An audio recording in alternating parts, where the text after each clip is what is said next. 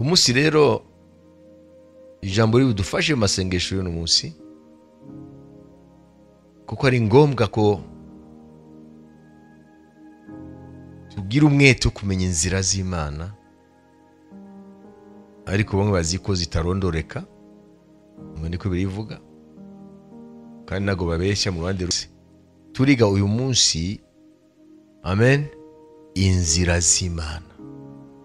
Mwandike inzira z'Imana, les voies de Dieu. Inzira z'Imana. Inzira z'Imana. Indazi inzira z'Imana muri twe. Ndazizi. Turaza kwibona. Bibiliya iravuga ngo inzira z'Imana ngo ziba mu nyanja. Ahandi naho inzira z'Imana ngo ziba ahera hayo. Ajamenye umuntu yagiye mu nyanja azitubwire ko yazibonye, cyangwa nindi wagiye ahera he atubwire ko yazibonye. Amen. None se inzira z'Imana twazimenya gute? Ko batubwiye ngo ziba mu nyanja kandi zikaba ahera hayo. Les voies de Dieu se trouvent dans la mer et dans le lieu saint, cyangwa le saint des saints. Mwete mukunde somere Zaburi ya 77:19. Hanyuma turagenda kuri Zaburi ya 77 nyine 13.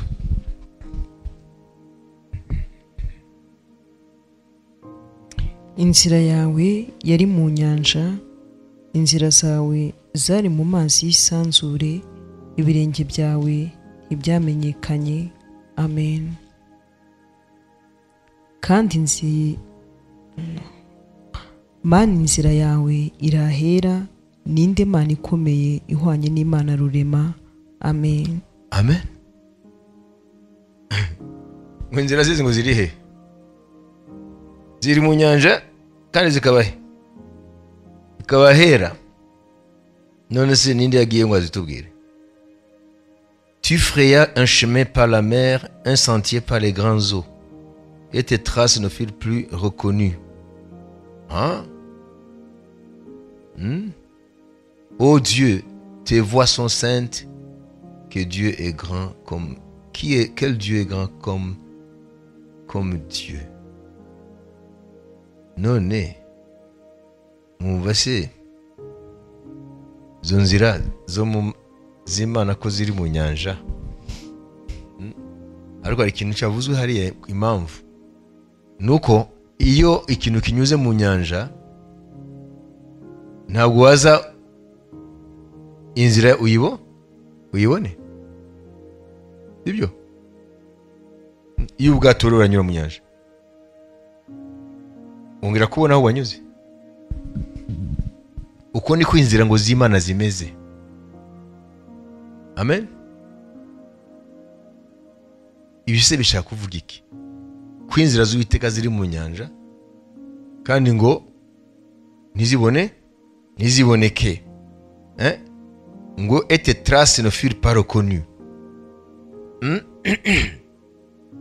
Ni ukuvuga ko inzira z'Imana, amen, ni inzira ziri insondable, ni inzira zitarondoreka mu bwenge bwacu. Wabibise ko batubwiye ko ziri mu nyanja zikaba nahera, kandi nta muntu arajya aho Imana ituye ngo azibone. No mu nyanja naho nta muntu akubwira ngo mu nyanja hari inzira, ariko inzira zawe ngo niho ziri. Iyi metaphore, ikigereranyo bavuze hano mu ijambo rimwe, ni ukuvuga ko inzira z'Imana ntabwo ubwenge bwa kimuntu bwazimenya. Amen. Ntabwo ubwenge bw'umuntu bwazimenya, n'Imana ubwayo ikwiye kuzikwishurira. Na niyo mpamvu bigora abantu kuzigenderamo. kuko ntabwo bazisingira n'ubwenge bwabo. Rero cya mbere, inzira z'Imana ntizisingirwa n'ubwenge bwa kimuntu. Inzira z'Imana ntabwo wazitahuza ubwenge bwawe. Ese inzira zo ni ukuvuga iki? Ni izi nzira nk'izi tunyuramo. Iyo bavuze inzira z'Imana cyangwa inzira z'umuntu, Bibiliya baravuga ngo imigenzereze. Iyo bavuze inzira ntabwo bavuga inzira nk'iyi wanyuzemo, bavuga uburyo ubayeho, imikorere yawe, imigenzereze yawe, sibyo? Nibyo bita inzira zawe. Inzira zawe zigaragaza uri we, n'inzira z'Imana zigaragaza iyo ariyo. Kenshi tuzoma Bibiliya ntitumenye imvugo ya Bibiliya. Iyo avuze ngo inzira zanjye sizo nzira zanyu, tuza kwibona Imana ibivuga iki? Ivuga ngo simpwanye nawe namwe, imikorere yanjye itandukanye n'iyanyu, imigenzereze yanjye itandukanye n'imigenzereze yanyu. Murabyumva? Rero definition y'inzira muri Bibiliya ni ibyo. Ni ukuvuga ngo imigenzereze, imiterere, imikorere, ibyo byose biranga umuntu byitwa inzira ze. N'Imana nayo ikoresha imvugo y'abantu kugira ngo isobanure ibyayo. Nayo ifite inzira zayo, ifite uburyo bwo gukora ibintu kwayo bidahwanye n'uburyo bwo gukora kw'abantu. Ibyo twabyumvise. Mubaze mwumve impamvu Zaburi ya 77 bivuga ngo inzira zayo ziri munyazi biboneka. Ni nk'ubwato umaze kugenda uje nyuma ubona aho wacyuye, ushobora kubona hariya ariko ntabwo bavuga ngo inzira cyaboneka, sibyo? Kuko aho ubunyuze amazi arasubirana. N'inzira z'Imana rero ntabwo uvuga ngo ngiziriya ndazibona, Imana iraza kunyura hariya, Imana iraza gukora gutya, sibyo? Ntabwo bishobora kubimenya ibyo. Haleluya. Turaza kubona nubwo inzira z'Imana zitarondoreka, nibivuga yuko tutazimenya. Imana ihabwe icyubahiro. Haleluya. Amen. Abisi ariho ijambo bakoresha nko mu Gifaransa kugira ngo bavuge ko ibintu ni amayobera. Baravuga ngo les voies de Dieu. Atari kuvuga ngo bari baravuga Bibiliya. Benshi ntibanazi ko iryo jambo muri Bibiliya. Bo baravuga gusa ngo iyo ari mu bintu bidasobanutse mayobera, baravuga ati les voies de Dieu sont insondables. Niko bavuga. Donc ni expression populaire.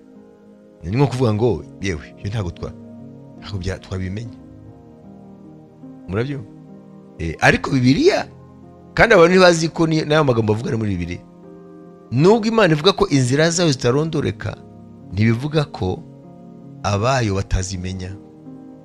Aho tuza kureba ni gute Imana itumenyekanisha inzira zayo. Imana ishimwe. Haleluya.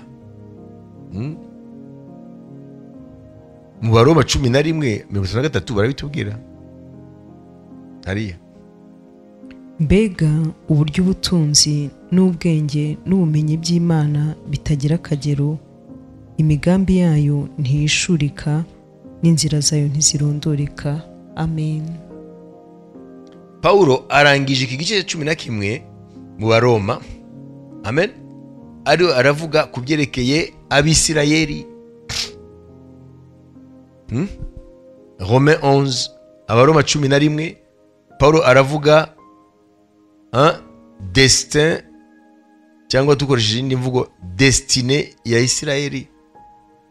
Aravuga Abisirayeli ko batahebwe burundu, ko bagomeye Imana, bashigwa ku ruhande igihe runaka, ariko ku maherezo Imana izabagarukira. Aravuga ku byerekeye umugambi w'Imana kuri Isirayeli n'umugambi w'Imana ku banyamahanga. Umugambi w'Imana ku Bisirayeli yamenye kera ku bw'asekuruza babo Aburahamu, Isaka na Yakobo, okay, n'abantu zihagurukije hagati yabo, n'umugambi Imana ifitiye abanyamahanga ari bo torero n'umunsi, abanyamahanga bakizwa bakinjira mu itorero. Arangiza rero avuga ngo ubwenge bwayo ntiburondoreka. Murabyumva? Kubera ko mu buryo bwa kimuntu abantu ntabwo bashobora gutahura le choix de Dieu, kuko Imana yahise abari Abisirayeli, kuko itahisemo abandi. Iyi Rome 11 irakwereka uyu mutwe turi bwiga uyu munsi, kandi biraza kugufasha mu buzima bwawe, nubwo utarabitahura nonaha uraza kubitahura. Biraza kugufasha cyane, amen. Biraza kubaka ukwizera kwawe, nanjye biramfasha, bigatuma ntashobora kwiyenkiyeta, ntashobora guhagarika umutima iyo mbona ibintu bisa naho ntabisobanukiwe. Ende ntangire kubita umutwe ku rutare, tout simplement mbanzi aya magambo turi biga uyu munsi. Ça m'aide énormément devant l'incompréhensible. Mbere y'ibintu ntasobanukiwe, amagambo aramfasha. Imana ishimwe, kuko uzagenda uhura n'ibintu byinshi utasobanukiwe mu buzima. Amen. Abaroma 11 twavuze ko Paulo aradevelopa, aravuga amahitamo y'Imana, ko umwana w'umuntu ntabwo yasobanukirwa, kuko yahise Abisirayeli, yahisemo Abisirayeli, ntihitemo abandi. Ni gute Imana izongera ikabagarura mu mugambi wayo?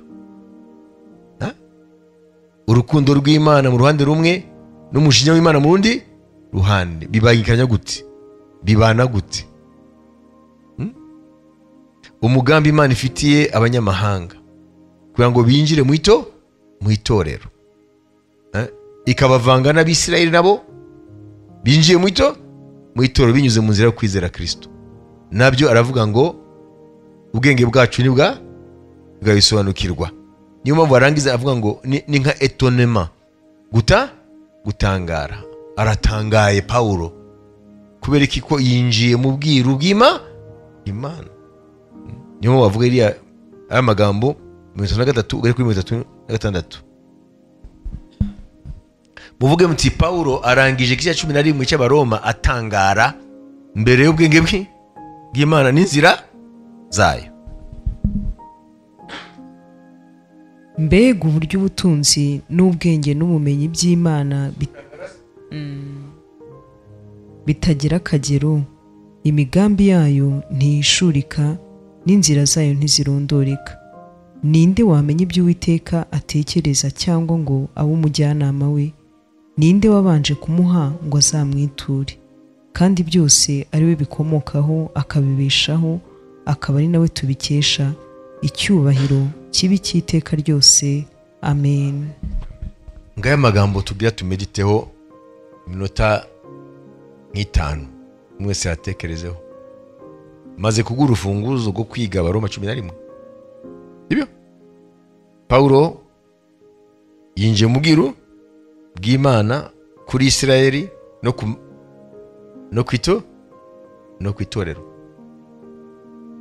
Hanyuma aratangara,